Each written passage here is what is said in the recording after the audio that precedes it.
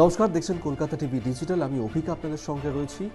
আর এই মুহূর্তে যে খবরটা আপনাদেরকে দেব, যে আমরা ইতিমধ্যেই জানি যে আধার কার্ড বলা হয়েছিল কেন্দ্রের তরফ থেকে, সেই আধার কার্ড নিয়ে একাধিক প্রশ্নচিহ্ন এই মুহূর্তে তৈরি হয়েছে।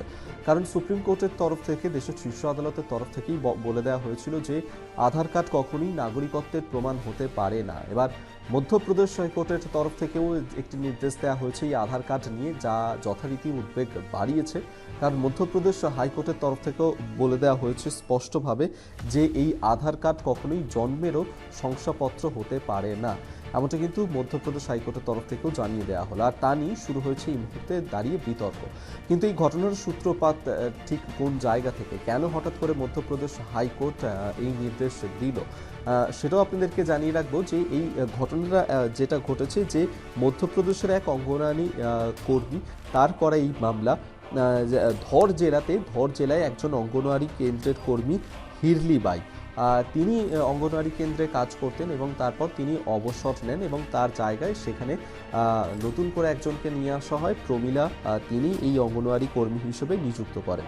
কিন্তু হঠাৎ করেই আচমকা 2 বছর পরে, যে হিরলি বাই আগে কাজ করতেন, তিনি 2 বছর পর হঠাৎ করে দাবি করে বসেন যে তার যে বয়সের রেজিস্ট্রেশন, তা একেবারে ভুল ছিল এবং সেক্ষেত্রে তার অবসরের বয়স হয়নি।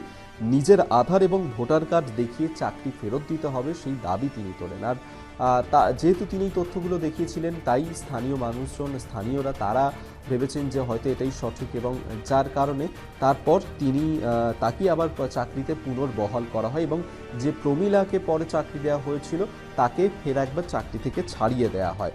আর আচমকাই যেভাবে কর্মহীন হয়ে পড়েন প্রমীলা, তারপরেই তিনি মধ্যপ্রদেশ হাইকোর্টের দ্বারস্থ হন এই বিষয়টাকে নিয়ে। আর সেক্ষেত্রেই তার মামলার ভিত্তিতেই মধ্যপ্রদেশ হাইকোর্ট জানিয়ে দিল যে আধার কার্ড হোক কিংবা ভোটার কার্ড, স্বঘোষিত তথ্য একেবারেই, এবং সেক্ষেত্রে কোনোভাবেই জন্মের শংসাপত্র হিসেবে এটাকে গ্রহণযোগ্য হতে পারে না, স্পষ্টভাবে জানিয়ে দেওয়া হয়েছে। এবং সেক্ষেত্রে জন্মের যে শংসাপত্র জন্মের পর দেওয়া হয়, সেই শংসাপত্রই একমাত্র গ্রহণযোগ্য হবে, বিবেচ্য হবে। এই জন্মের সঠিক নথি এবং তথ্য প্রমাণের জন্য একেবারে সঠিক নথি বলেই কিন্তু এইটাকে মান্যতা দেওয়া হবে।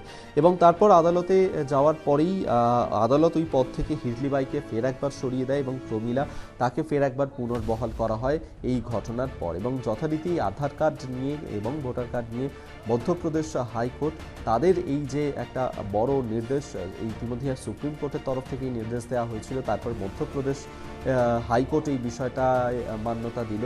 তা নিয়ে যথারীতি তা স্পষ্ট করে জানিয়ে দেওয়া হয়েছে যে এই আধার কার্ড বা ভোটার কার্ড কখনোই জন্মের যে শংসাপত্র, আসল যে শংসাপত্র, তার বিকল্প হতে পারে না। জন্মের যদি আপনাকে সঠিক নথি দিতে হয়, তাহলে সেটা জন্মের শংসাপত্রই আপনাকে দিতে হবে। আজকের মতো ভিডিওটা এখানেই শেষ করছি। দেখতে থাকুন কলকাতা টিভি ডিজিটাল, রাত দিন 7 দিন।